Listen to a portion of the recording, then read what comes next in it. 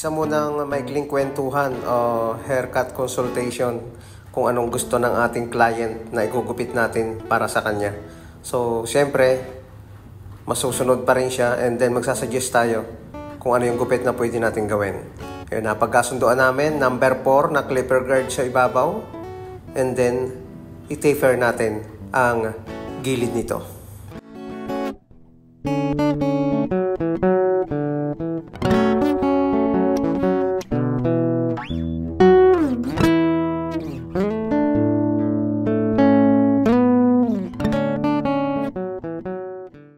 Pagkatapos ng clipper guard na number 4, line up, start tayo sa may sentro ng kanyang noo. And then pagkatapos niyan, dito naman dapat pantay yung ating gagawin pag line up and then pa-carve dito sa may part ng temple niya and then pa-carve din dito sa may gawing patilya. Isa ito sa mga pamamaraan na paminsan-minsan ay ginagawa ko. Pwede naman yan pa-diretso. Dito naman sa may part ng likod, pasigsag. Yun lang yung gusto kong technique. Kahit ano naman, kahit pa-diretso, pwede rin. Style ko na lang yan. Pwede rin yan, pwede rin pa-diretso. Kung ano yung pwede nyo gawin. Kasi kapag nag-blend naman tayo, mabubura lahat yan. So, dito naman sa kabila, ganun din. Line up. Ganyan akong gumawa ng line up. Kinakalahati ko muna para makita ko yung pinakang sentro niya kapag naglipat ako sa kabila. And then, pa-carve ulit. Dito sa may part na to. Ayun. Tapos tatanggalin ko na yung buhok sa ilalim. Pwede rin pa-diretso yan kung ano yung gusto ninyo. And then, number 1 na clipper guard dito sa may gawing patilya. Pasi-motion para hindi masyadong mapapuwersa. Kaya ganyan yung ginawa kong guidelines dito sa may part ng patilya para makita natin yung proper transition o yung faded niya yung pag-shadow. Dito naman sa may part ng likod, pantay na lang din natin yung paghagod, pagbabataas ng ating clipper para maayos yung pag-blend niya. Style din lang natin yung ginawa natin pasigsag kanina. Pwede naman yung padiretso. So, ganyan lang ka-simple yung mga technique na pwede natin gawin.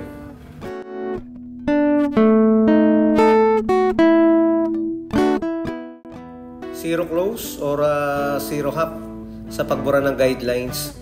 Kapag ganito yung ating ginawang guidelines na medyo pa-carve, lumalabas yung shadow dito sa may part ng kanyang temple. Gumaganda yung gupit na ating ginagawa, nagkakameron siya ng art at nagiging magandang tingnan. Dito naman sa may part ng likod, burahin na natin yung zigzag guidelines na ginawa ko. Magiging pantayan, magiging proper yung ating pag-blend dito kapag yung ating paghagod ay pantay din kung paano yung ginawa natin dito sa may part ng gilid. Hindi naman masyadong mahirap i-fade o i-blend yung part ng likod. Medyo nakabukol yung kanyang occipital bone kaya hindi natin kailangang taasan. Kapag tinaasan natin yung pag-fade dito sa may part ng likod ay bigla siyang puputi o hindi natin makokontrol kaya okay na yung ganito na mababa lang para bagay sa gupit na ating gagawin para sa kanya.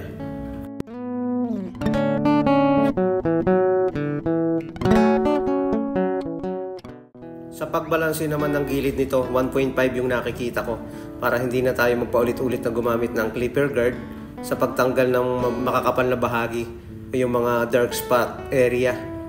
Lalabas yung magandang gilid nito kapag ganito yung ibinawas natin. Hindi siya masobrang manipis, hindi rin naman masyadong makapal. Magiging sakto yung pagbawas niya kapag ang ginamit natin sa ganitong klase ng buhok ay 1.5 na clipper guard.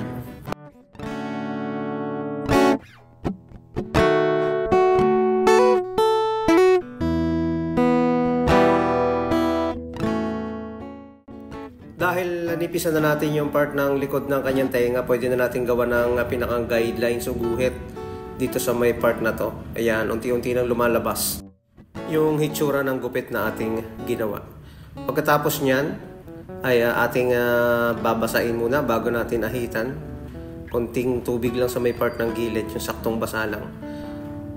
Pagkatapos, proceed tayo sa pag-ahit, dahan-dahan, para hindi naman natin ito masugat. Kapag ako'y nag-aahit, ganito lang ako kabagal. Hindi natin binibilisan para maingatan natin. Siyempre, blade yan para mas maganda nating maahit yung pinaka-guidelines niya at maging mas malinis ito.